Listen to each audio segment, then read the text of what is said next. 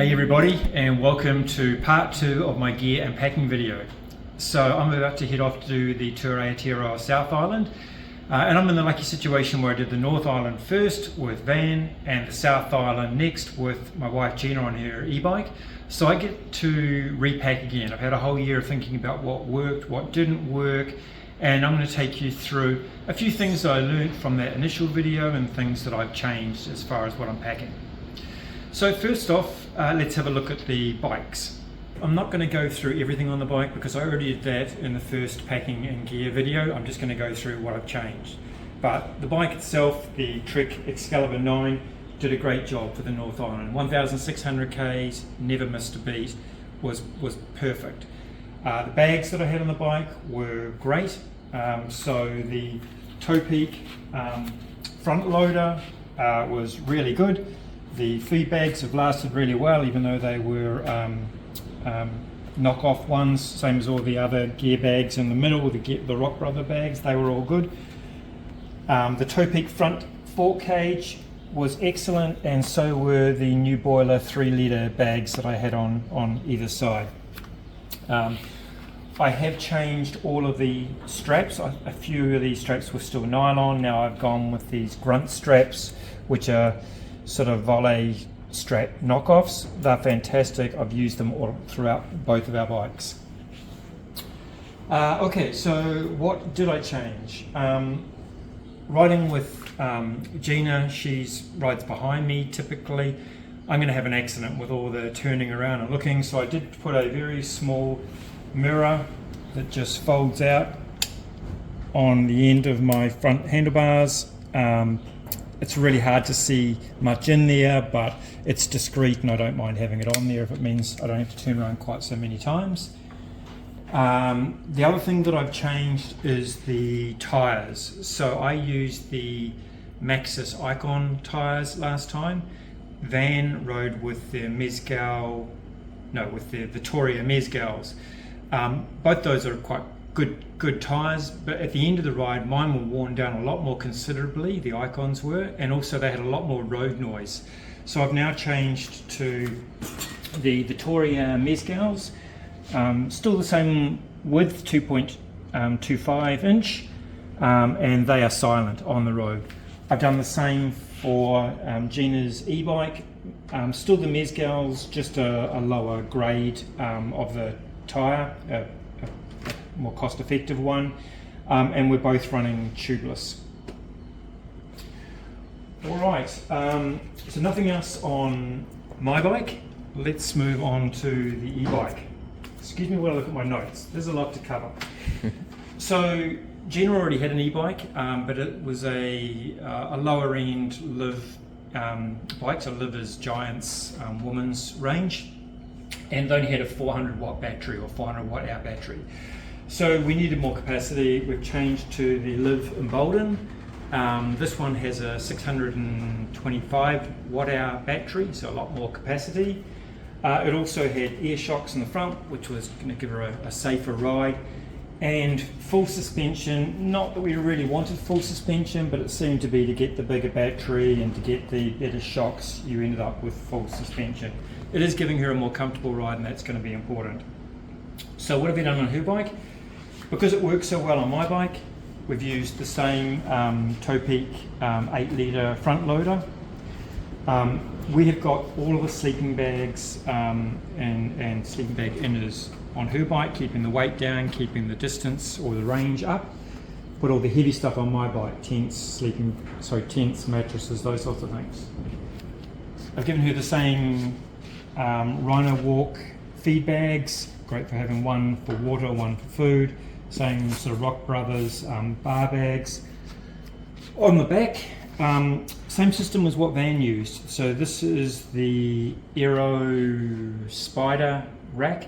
So this rack is great for a full suspension bike because nothing's connected to the front seat post. I wasn't a big fan of the bags that come with these racks. Because you can get a 12-litre one, which is really thick, heavy, and quite hard to wind up. An 8-litre one, which is a little bit small. I really only wanted to have one bag centered on the bike so you can get through the bike path sort of narrow bike paths. So we've just put this Ocean Pack 15 litre Chinese dry bag on it, which is big, waterproof, quite lightweight. So also on her bike, so the range that I mentioned before, we're getting about 1 kilometre per percent. So that's with Jenna moving up and down through the different power levels. She's got quite fit through all of the training we've done, which is fantastic. What I did do is I connected into with the Giant software, I connected into the bike. I detuned all of her power levels. So she's got 5 assist levels. Apart from the top one, which I left at full power, all the other ones I sort of moved them down by, I think it was 20%. So effectively giving her more range and more granularity in those sort of lower power levels. The battery, one thing I don't like so much about this bike is the battery is in this down tube here. To get to it, you have to unscrew the cover, unscrew a screw on the side, and then drop it out. Now, you think that's fine because you can charge it while it's on the bike, but quite often we're taking the battery off and putting it into a camp kitchen or a motorhome to charge. So I've got to undo all those screws every time to get the battery out. Her previous bike just had a key, you turn the key and the battery popped out. It was a lot nicer system. One more thing about the battery. We're flying to Wellington, which means we can't take the battery on the aeroplane, so we're getting the battery delivered by my parents. They're driving down, they're going to take the battery down with us. We'll obviously be carrying the charger with us. Good thing about this charger is it is a 4 amp charger. It can quick charge quite fast, especially at the beginning. It trickle charges towards the end. We're hoping that even if at lunchtime we pop into a cafe, we could potentially take this and plug the battery in and just give ourselves a little kick. I don't know, an hour on the charger might give you an extra 10%, for example. Okay, next is tools. So I have changed the tools that I'm taking this time. Obviously, I'm taking rear derailleur hangers for both bikes, spare spokes for both bikes, quick links for both bikes. As far as other tools that I've added, I've got somewhere in here, a spoke spanner. I realised my multi-tool didn't have a spoke spanner on it, so I put that in. I also found a very small pair of quick link pliers as well. Bit of an extravagance, but I thought that might make the job just a little bit a little bit easier. Now, the reason I was able to do this is because this bag was totally full before, and the reason it was full is it had a 29-inch 29-inch butyl inner tube in there. This took up a huge amount of space. What I've done now is change to TPU tubes. So a TPU tube apparently has about the same resistance as the butyl ones, but takes up a fraction of the space. So I've got these on both bikes. They reckon that they hold air just as well as the butyl ones, and quite reasonable these days to buy.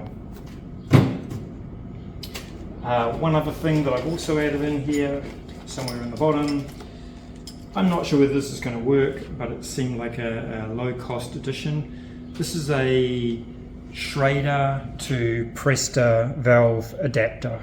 So we're running tubeless tyres. If we blow up one of those tyres, we're putting it in a tube, and there's no way I'm going to be able to get it reseasoned with a hand pump. So I'm hoping that I can add this adapter on, put this adapter on, pop into a petrol station and give the tyres a good whack if I need to fix them on the road. Next thing is the tent. So we needed a two-person tent. Last time I had a one-person sort of coffin tent. I really didn't like that tent. I could only lie down in it. Even when I was getting dressed in the morning, my knees were hitting the roof and water was coming in. It was awful.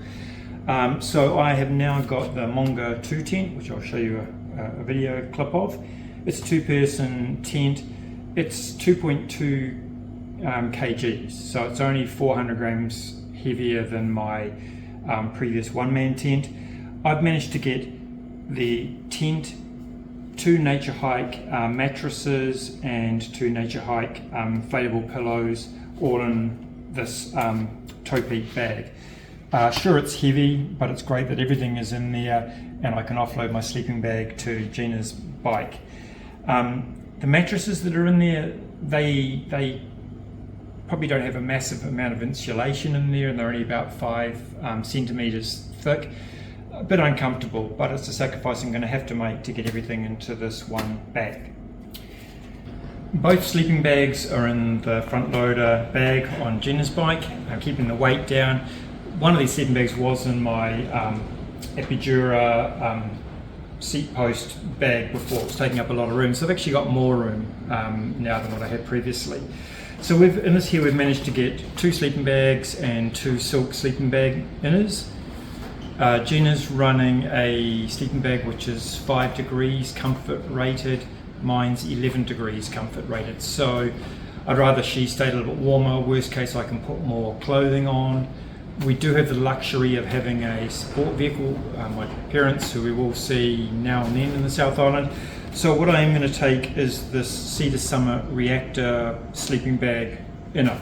It's sort of a very like a t-shirt material inner, which is going to give me a couple of extra degrees if I need it as we progress down the South Island and things get colder. Okay, so let's have a look at a few other odds and bods and accessories that I've added to the bike. This time I haven't got Van's tracker, so I've had to get a GPS tracker. I've hired this through Map Progress. It's pretty basic. It's going to allow people to see where we are on the map, and then it's got a few buttons where we can send out sort of pre-made messages for we're okay, we're running late, we need help, and then obviously SOS if it's an emergency. So we'll have that on the whole way while we're riding. Come down here, we'll have a look at a few other things we've added. I've tried to get rid of some of the Ziploc bags that weren't really holding up to the ride particularly well and replaced them with these sort of nylon bags. So one for cables and things, one as a first aid kit. We're going to be in the South Island and down the west coast. The last time I was there, every time we got out of the car we got attacked by mosquitoes. We're not going to have the luxury of hiding in a car, so I did buy these head nets. I won't put it on, it's embarrassing enough. I'm thinking this will be a lifesaver if we really can't get away from the flies.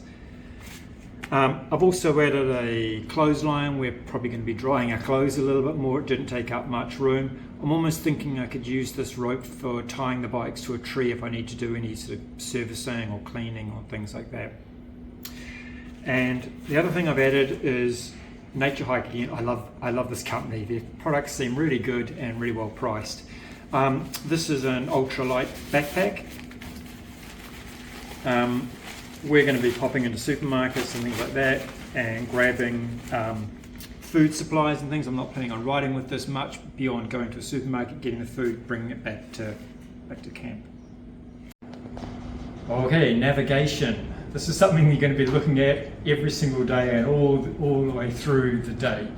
I'm probably a bit overkill on this, but we found last time a lot of different sources were quite useful, especially when you don't trust one of the sources or you sort of go off the trail a bit.